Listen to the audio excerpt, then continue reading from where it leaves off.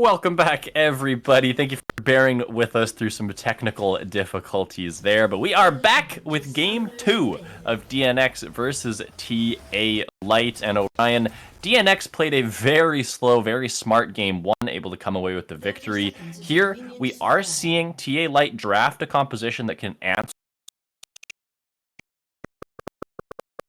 a lot of the dive that we see out of DNX, but it's going to be a matter of whether they can execute correctly on the things that they have drafted for themselves. Spoozy here has to be a little bit careful. He's going to get found out by Panzora. He's got a shotgun. It may look like a snowblower, but that thing hurts a lot more than you expect. Dr. Phil and Chill, though, is going to get caught up with the fear. Lots of damage coming through. First blood onto the Graves. Daydream now in the mid lane is going to eat a couple of concussive blow auto attack. Fear is going to get stunned up, but should be all right. It's just going to be the first blood going over here to Panzora of all people, Orion. Yeah, and that's definitely not what you want to see. Like, one of the things we talked about was this 1v1 matchup that's going to be, like, pretty back and forth, like, depending on, like, who actually plays out these trades better. But when one of them has an extra longsword on top of that, man, yeah, it's if you're Panzora, you're thinking, man, this is going to be a good game for me. Like, I might have had a rough laning phase last game, but this one's going to go better. Back where he likes to be, and that is in the lead in the top lane 1v1. We are seeing junglers start on same sides of the map here, Orion. It is Spoozy up here on the top side, working on his red buff. Shady Gecko actually started leashless on the wolves, so DNX will be a little bit unsure, or rather, the other side, sorry. TA Light will be a little bit unsure of where Shady Gecko will be at here, and we'll see where he does want to turn his attention towards. The Zac does pretty much have to wait until level 4, getting 2 points in his E before he can gank, though. Yeah, I think the reason why he wanted to start Wolves there is so he could get level 2, and then he could do Grump and Blue at the same time. Zac is able to get more of the heavy passives off here. But level 2 here for TA Lights, getting a very aggressive trade early. Same thing for Panzora here. Sauter trying to trade back, but with Panzora being level 2 and having that longsword advantage, it's just really hard for UBC Sauter to kind of play out this early laning phase. Yeah, would you like to see Spoozy kind of lend himself towards this lane now, try and maybe equalize as much as he can, and try and get maybe a kill under Sauter's belt as well? It's going to be pretty rough because Sauter's already at a point where if Panzora plays these trades out really well, like, you could potentially deny this wave from him. It's a pretty big crashing wave. So Sauter does kind of have to be careful. Graves paying the respect that he needs to, just trying to get like an early recall. Probably going for an additional longsword here because cheater here. And he's going to be potentially up 20 AD here on this matchup if he does. He's waiting a little bit in base. Curious to see what he actually has to buy. Ooh, a Vamp Scepter. Never mind. That's even better. Yeah. Ton of sustain coming out here for the Graves. Sauter is unfortunately going to have this wave pushing away from him. It's not going to freeze under his tower, so a bit of a sticky situation here for the TA Light top laner. We'll see if he's going to call Spoozy towards the area to maybe try and help him get the wave pushed out, because if Panzora can grab a freeze here, that's going to be very, very spooky for Sauter. But Spoozy is going to get found out. The Zac coming through is going to channel that elastic slingshot, finds it, flashes forward, going to find the knock up. Spoozy trying to turn it around, is going to find the dash forward and the flash to safety. The collapse from DNX is not going to find a kill there, but it does blow the flash off the enemy jungle. Yeah, just not quite having enough damage there to finish off Spoozy. It was a really good attempt there by Shady Gecko using the initial Q onto Spoozy and then flashing onto Dr. Phil and Shield to try to get the connection together. But Daydream and Zeridian not quite in the area to end up getting a kill. But ultimately, you do kind of push him away. You end up slowing down a little bit of Xin Zhao's clear as we're seeing Zeridian and Daydream get the push here in the bot lane, probably looking for a reset of their own. And Panzora is just dominating this top side. With the Vamp Scepter he has on top of it, it doesn't matter how much damage Sauter does. He's going to heal it back up, but Spoozy's looking, but Sauter's like 200 HP. I think Panzora can kill them both here. Spoozy lands the Wind Become Lightning. They're going to look for the chase down, flash away from Panzora. Okay, yeah, they're going to be happy with just grabbing the Summoner spell. Panzora still looking aggressive here, still looking to go forward. There's only about 500 HP on Spoozy and Sauter combined, so Panzora definitely has the potential to still look to threaten forward here. Ooh. Second half of the end of the line not going to find its mark as he continues to abuse this poor Fiora under tower. Spoozy at the very least was able to knock that flash cooldown off, but oh, I didn't even think that hit Sauter, but the end of the line plus the auto attack taking him down. 2-0 now is Panzora, and that spells disaster now for TA Light. And that's exactly what I was talking about with this matchup. Like, it's pretty back and forth, but with the extra, like at this point, Vamp Scepter in the belt here for Panzora, he is going to be dominating this lane for probably the rest of the game. Already 2-0. We do see a decent buy here for Starter, going for those early steel caps, trying to, you know, deny a little bit of that extra damage coming in. But Panzora is just set up to dominate this one. And that's exactly what this player does when given a lead. We've seen time and time again, if Panzora can get an early game lead, he will take over the game, no doubt about it. Here on the Graves is going to try to do exactly that. As Cynical Support, going to find himself getting dredge lined up there, but the traps will dissuade any sort of follow-up there. We are seeing Shady Gecko looking for a potential invade here, but Spoozy actually wants the fight. Gonna look for this onto the Zac, has the passive available, will be going into the blobs here. Xernean is in, Daydream over the wall. They're gonna find one on two. Cynical Support. Vier is gonna miss the Shadow Assault over the wall, but they are gonna grab a kill on the backside. Shady Gecko doing a nice job to bait that one out with the Zac blobs. Yeah, just really well played. Understand that they had Zac's passive up and available, and even though it does get popped, they don't quite have any more left in the tank to finishing out that kill. And you know, just well done by Daydream being able to use Series E to travel a pretty hefty distance, and even Very, like while the ultimate wasn't quite in the landing, he still was able to have a decent amount of impact. And as we're seeing, you know, Daydream go pretty aggressively.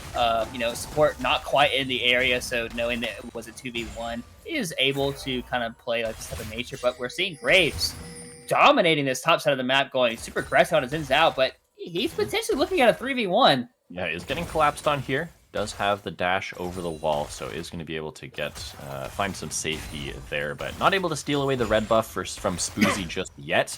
If Panzora gets a couple more levels here and maybe some mid lane prio with the help of Yeri, these invades from Panzora get so scary. Spoozy is down 2 levels against this Graves, and that is just so scary if you're a Xin Zhao.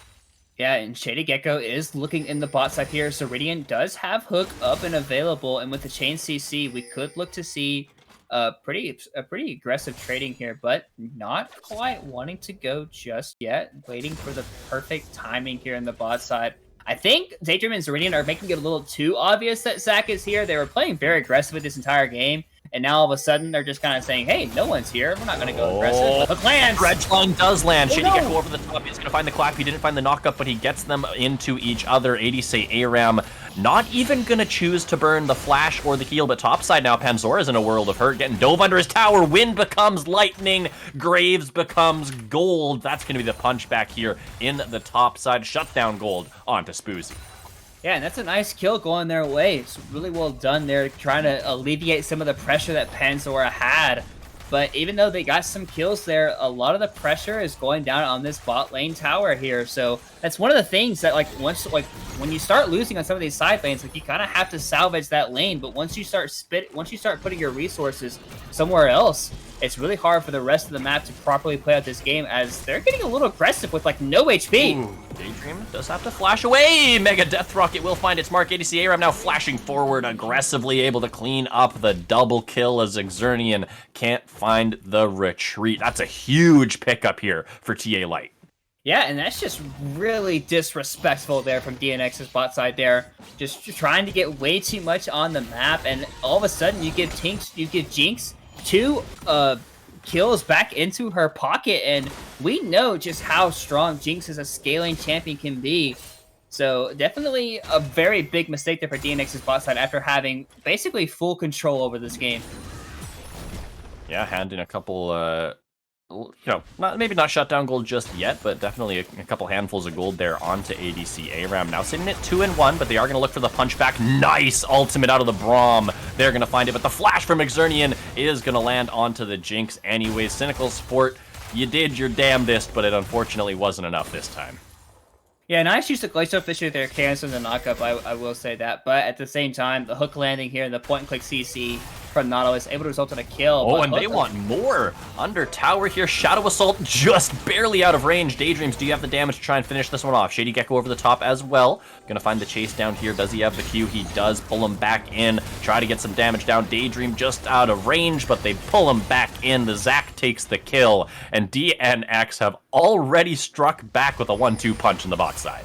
Yeah, and it's really hard for TA Light to actually answer on the other side of the map, just due to how strong Graves is in this matchup. You know, Graves usually, like, when you have a lot of resources bot side, you try to answer on the top half of the map. But Graves able to take away the Rift Scuttler here, and it looks like they're also trying to get the Herald, but Fieri might get caught out here. Be a little bit careful. The Zap's going to go wide. No double bomb available, so not going to get stunned up. We'll be able to get under tower here and try to pick up this wave. ADC ARAM rotated to the mid lane, but I think that means that their bot lane tower might actually just go all the way down here. Daydream still whittling away at this one. Meanwhile, Spoozy and UBC Souter were able to pick up the Rift Herald on the top side. Now looking for a potential fight here against Panzora. Winds become lightning. Panzora with the flash. End of the line will go down. Collateral damage to provide some space, and now Shady Gecko looking to join the fray. Crescent Guard out of Spoozy, wants to go for it, but click, click, boom! See ya later, Xin Zhao. Souter realizes he's got to fight his way out of this one, but he's going to flash and die for his efforts. Everything coming up DNX here. Yeah, and that just goes to show, like, just how important it was to get Panzer these early kills. The guy's drawing so much pressure, and he's actually winning out on most of these duels at the same time.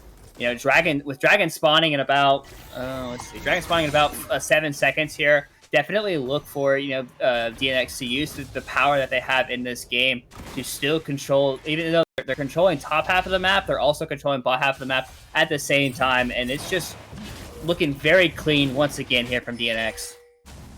Got 8 and 3, up almost, well, 2.5k gold, we will say. Looking to stack up these dragons early, though. Spoozy's in the area, not going to be able to zoom on into that pit in time. Shady Gecko grabs it, and now Vieri, with that Shadow Assault, looking to go forward, is going to get rooted up by a couple of nice chompers there. ADC ARAM still looking to press forward here. 4 versus 4 on the bot side. Vieri with the flash. They're going to look for the engage. Shady Gecko now into the backside, but they're going to have the Chrono Shift. Keep the Jinx alive for now. Zernian now looking to fight what he can. Spoozy into the backline, trying to find Vieri, but he won't do that. Daydream still basically untouched in this fight, as TA Light are going to be looking to try and evacuate. ADC ARAM still peppering away here. Cynical support very low, and Daydreams fearlessly stepping forward. Gonna find 1, gonna find 2. It's 3 in the death chamber for TA Light. DNX are looking to make quick work of this one.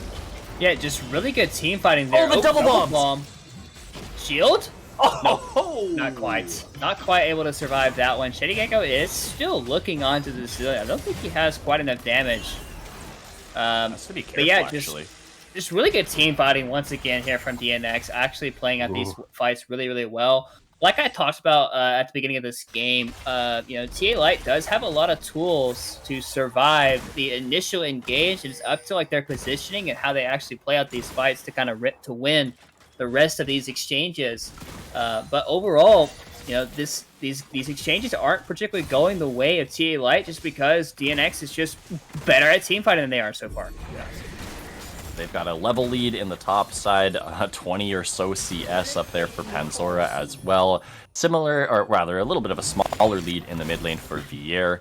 Dr. Phil and Chill actually is up experience in this matchup due to a lot of the roaming that Vier has been doing, but has been able to do a lot of work alongside the rest of his team. It is going to be this top lane turret maybe falling first. ADC ARAM and Cynical Support want to try and race for first tower, but that's not a race they win.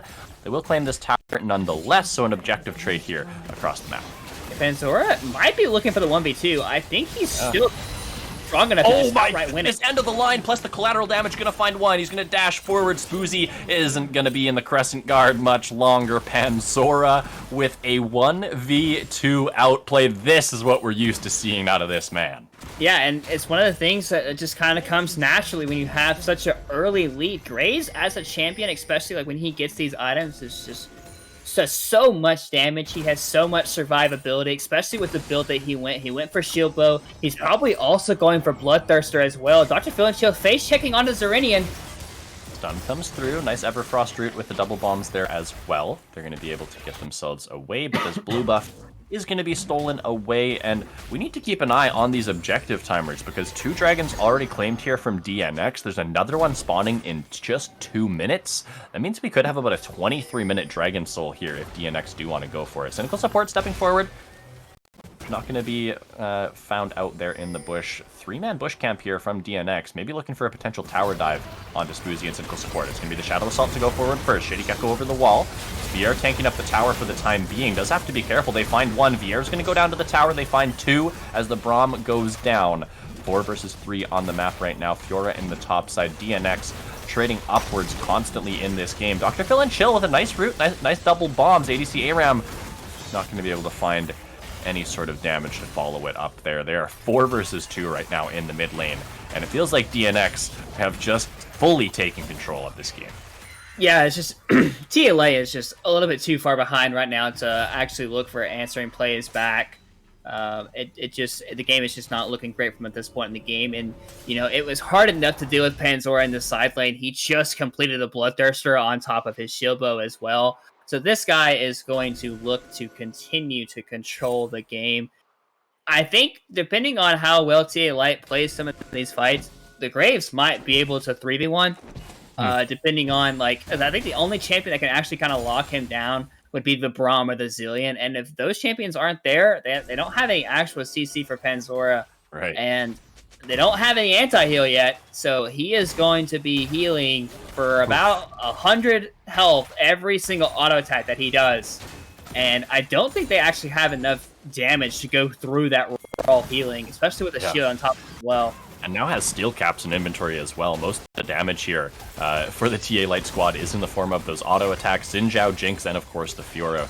A lot of their damage coming out of those right clicks. But Orion, I'm going to put you on the spot here a little bit. We do have a dragon spawn in about 15 seconds. I think it's safe to say that TA Light should probably sack this one over. But if I was to pause the game right here and let you talk to TA Light and tell them how to get back in this game, what advice would you have for them? I would say you kind of just have to hope and pray that DNX makes a really big mistake, that you can get some of the shutdowns that they do have in their belt. Obviously, you know, I do think they have some decent scaling, but I don't think DNX is going to allow them to scale this game. Dr. Phil and Chill isn't even allowed to hit his R button. CC'd locked and taken out. It does look like Panzora is just soloing out this third dragon of the game.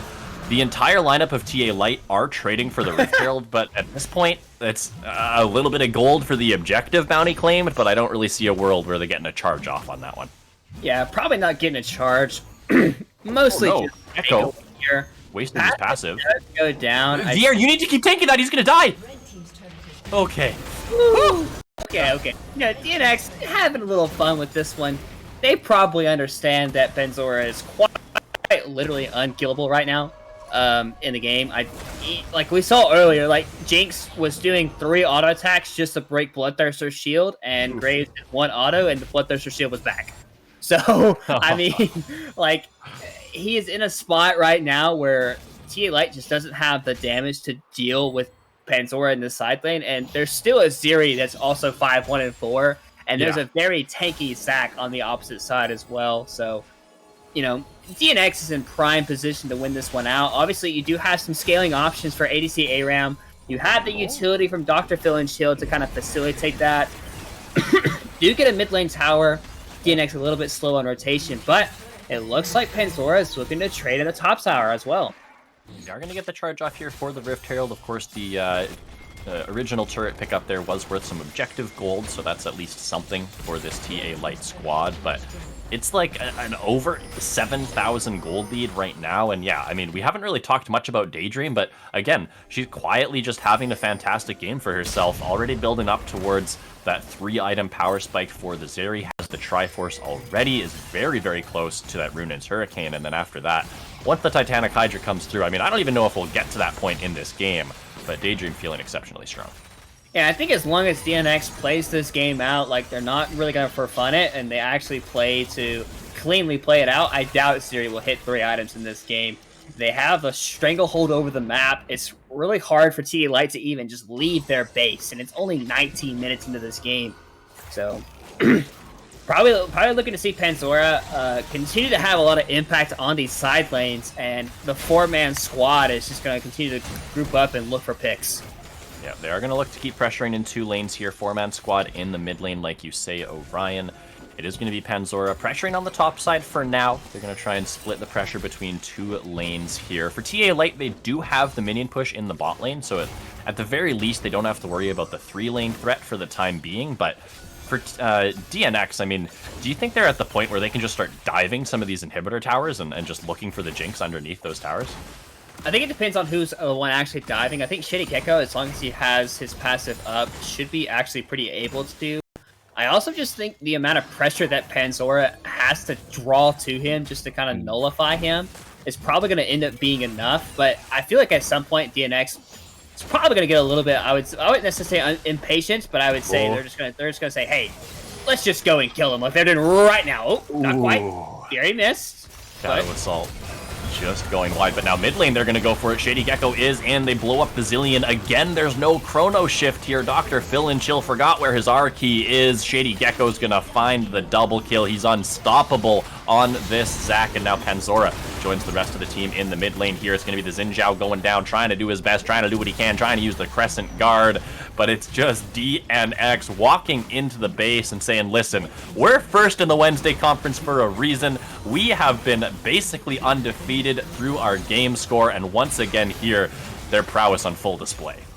Yeah, nice to see DNX actually showing up this match. Like, obviously, they dropped to Yaoke Infinite, so just a single game. So obviously, it's like, you know, you could have a little bit of skepticism about this team, but after today's match, DA Light might be trying to make a final stand here. Souter is in the middle. He's going to try and go for this grand challenge. He has the Zillion ultimate on his head, but that's going to wear off before he can do anything. Now Spoozy's going to join the party here, but the hook onto the Jinx. They're going to find one. Yes, they shut down the Graves, but the rest of the team still standing tall here, still doing what they can. It's an exposed Nexus for the side of DNX, and now they will be able to finish off the game. Maybe pad up those KDA stats just a little bit. Daydream with a heck of a series here as the substitute AD carry. Vieri goes golden, baiting them forward, gonna try and survive, is actually gonna trade his life, but Daydream is just focusing on that Nexus. DNX will finish this one out, and they will clean up the series in 2-0 fashion. Yeah, only a 22-minute game here as well. You know, game one was a little bit closer. Obviously, DNX was still in control mostly for game one, but it was a little bit slower, a little bit more controlled. This one was just an outright slaughter fest for DNX. The second Panzora got a lead, and he was starting to win out on some of these 2v1s. I mean, and even like the rest of the map was also winning for DNX. We didn't really necessarily talk a whole lot about Daydream, but Daydream final score 5-1-8. Shady Gecko 8-0-10. You know, the game felt like it was Panzora's show, but the rest of the team really stepped up and actually said, "Hey, we're here too. Like we're good players. We're capable enough of actually playing this game out." So, you know, and also congrats to Ludi for predicting, you know, being asleep by 10. So well done to him. Yeah, DNX do make quick work of that series. That is going to obviously do it for our matches here today. I do believe we have an interview with one of the victorious DNX members. So give us a couple minutes to set that one up, and we'll be right back to get the insight info.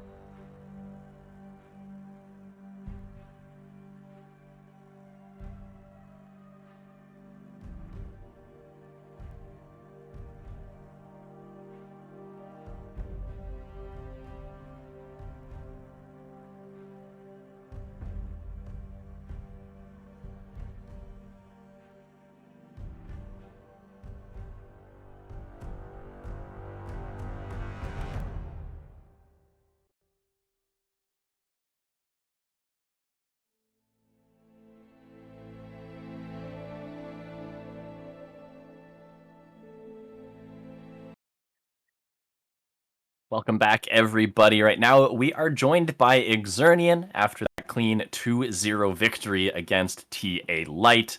Exernian, I want to get right into it.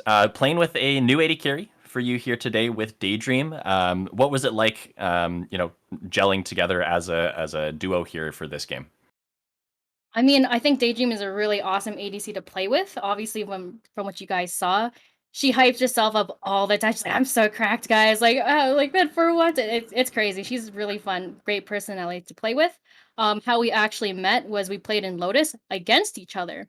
I Okay, lost against her. I got like completely smacked. So I did the normal person thing and was like, "Yo, want to play some games together, man?" So, Daydream and I have known each other.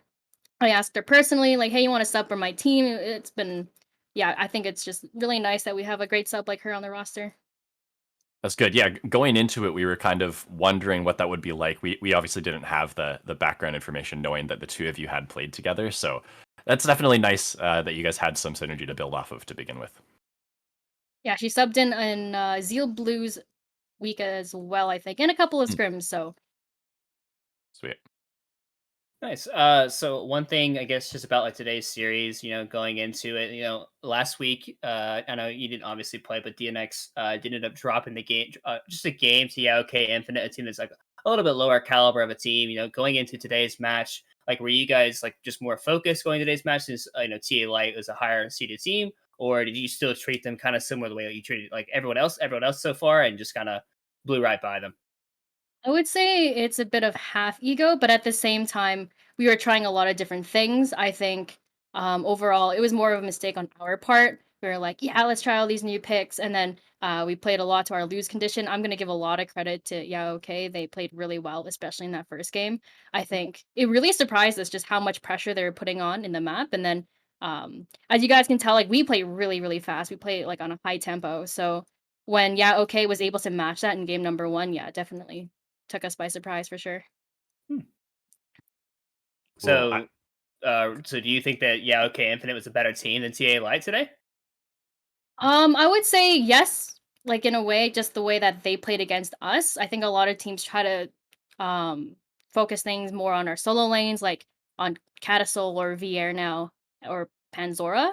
So there's a Mhm. lot of focus on like, oh, we need to ban out these champions like Gangplank and Vex. And I think that the way Yeah OK played, they played through their solo lanes too, just trying to fight fire with fire. So I think it's just their play style overall. I think TA Light has a lot of talented players as well. But overall, I think it's like we just spend a lot of time like doing mock drafts and scouting and a lot of other homework. Mhm. Yeah.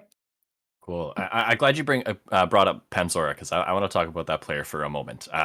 We have seen in your previous casted games as well, Panzora just being a complete beast on some of these champions. Is that something that you guys are happy to rely on in some of these scenarios, or is there ever a concern that with Panzora had hard carrying some of these games that maybe you're losing some mid game? I don't know. I'll call it practice for the rest of your squad since he just naturally builds so many leads up there. It's crazy how much how much Panzora can really draw to himself. He draws so much pressure, Mm, obviously just because people hear his name and like shaking their boots.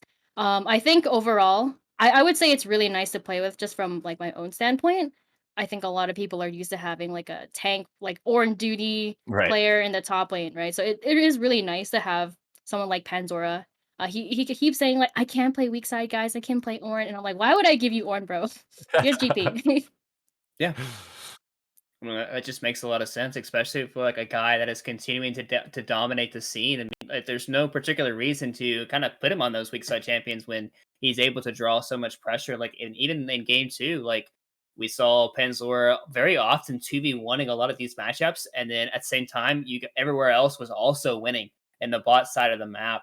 So it was pretty crazy to see, especially for Daydream, to where like obviously game one she had a very pop off performance, but game two, she was kind of silenced by how well Penzora was doing in that top side.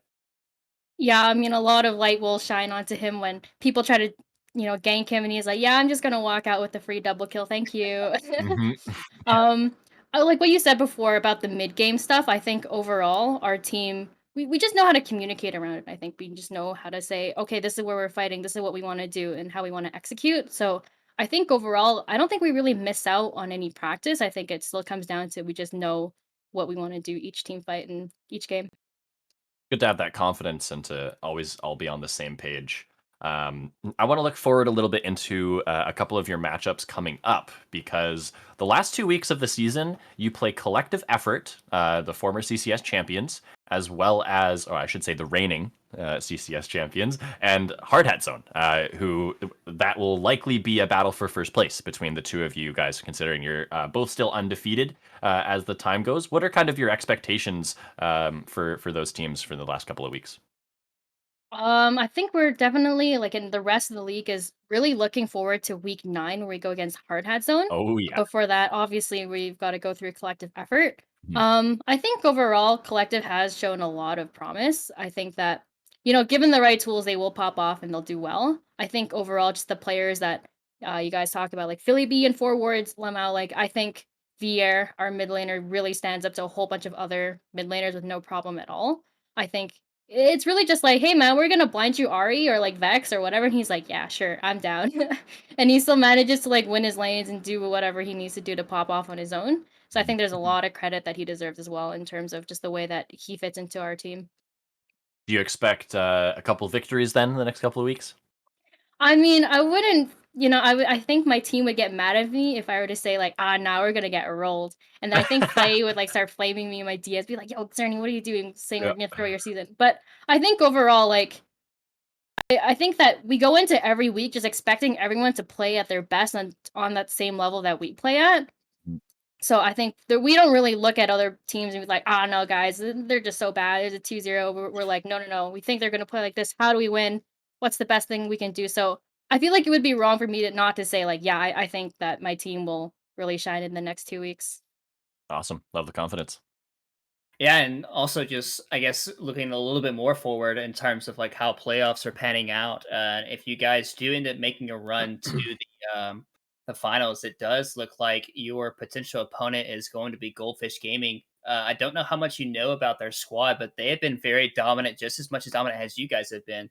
Have you been paying attention at all to their games and how well they've actually been playing out? Or are you guys just more focused on dominating Wednesday side of the bracket and just meeting whoever you need to meet along your path of potentially winning the CCS? I did see them drop a game to Horizon the other week. Hmm. So I think overall, like I said, going into every week, we're not just gonna say, "Oh man, this team's bad." I think if we do see Goldfish, then I don't know. I don't want to say too much. I haven't done that much homework on them yet. I think that this team really does stand up. I think if they were in the Wednesday division as well, they would be doing really, really well, and they would obviously be at the top. But I can't say for sure. I think we're just gonna go into it just the same way we've gone into every week. Sounds good. Awesome. That's pretty much it from me. Orion, do you have anything else you want to add? That's all I got. Awesome. All right. Well, before we go, Exernian, I'm making a little bit of a tradition out of this. Whenever we have an interview on, I put them on the spot and I make them pick an MVP for their team. So if you had to award a most valuable player for this series, who would you say performed the best out of your squad? That's hard to say. I think I wish I could just say everybody on my team, honestly. No, no, no. That's not allowed. No. Hold on, I'm gonna open the random number generator. Oh, Okay, oh, minimum 1, maximum 4. I'm not picking myself. Okay, okay. I like the humility. Yeah, honestly, okay, random number generator told me Mr. Shady Gecko. I think overall, like, dude deserves a lot of credit. Just the way that he plays around the team, the way that we communicate. Dude's got a champion ocean, plays whatever, plays Mhm. anything. Overall, I just think that he fits into the team really well. Obviously, he was a really late addition. We played with him like going into the first week, we only scrimmed with him like once, going into the first week. So honestly, going through the weeks and seeing how well that everyone has really fit together, I think we're really lucky to have Shady Gecko on the team. So Good to yeah, hear. All overall, right. Well, no flop. I'm not fully satisfied with the random number generator MVP, but I think everyone performed well enough that we'll let it slide this time. So that's gonna do it for us here today. Exernian, thank you for being with us for this interview, and congratulations again on the win. Yeah, thanks for having me. Pleasure is ours. All right, everybody, that is it for the CCS1 stream here tonight. Congratulations to DNX keeping their undefeated game, or sorry, rather match score. Make sure you head over to CCS2. There is still a game 2 going on between Dorado Gaming, Omega, and Yeah OK Infinite. So we will see you there in just a moment. And otherwise, we'll see you next week. Good night, y'all.